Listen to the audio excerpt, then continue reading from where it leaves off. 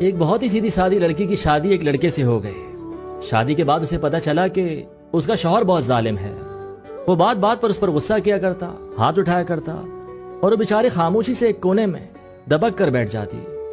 کچھ ٹائم بعد اس کی اولاد بھی پیدا ہو گئی، لیکن شوہر نے غصہ کرنا اور ہاتھ اٹھانا نہیں چھوڑا۔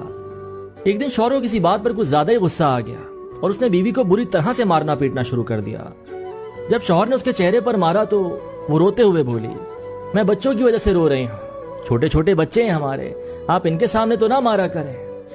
اور پھر اچانک سے کہنے لگی کہ میں جا رہی ہوں، آپ کی شکایت کروں گی۔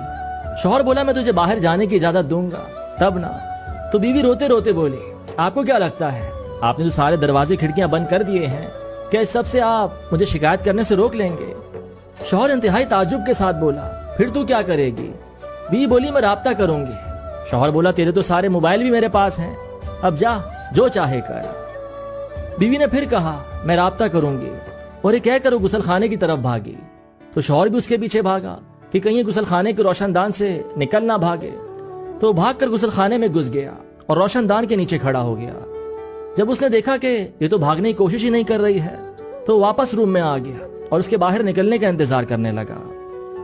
تھوڑی دیر بعد بیوی نکلی تو اس کا چہرہ وضو کے پانی سے تر تھا اور لبوں پر اس نے ایک بہت ہی پیاری مسکراہٹ سجا رکھی تھی۔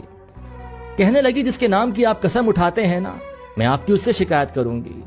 آپ کے چھوٹے موٹے بند دروازے کھڑکیاں، موبائل کی ضبطی سمیت کوئی بھی چیز مجھے اس سے رابطہ کرنے سے نہیں روک سکتی۔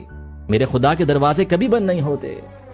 شوہر اپنا رخ بدل کر کرسی پر بیٹھ گیا اور خاموشی کے ساتھ ایک گہری سوچ میں ڈوب گیا۔ ادھر بیوی نے بھی نماز میں لمبے لمبے سجدے کرنے شروع کر دیے۔ شوہر بیٹھا یہ سب دیکھ رہا تھا۔ جب بیوی نماز سے فارغ ہو کر دعا کے لیے اپنے ہاتھ اٹھانے لگی تو شوہر بھاگ کر اس کی طرف لپکا اور اس کے ہاتھ پکڑ لیے۔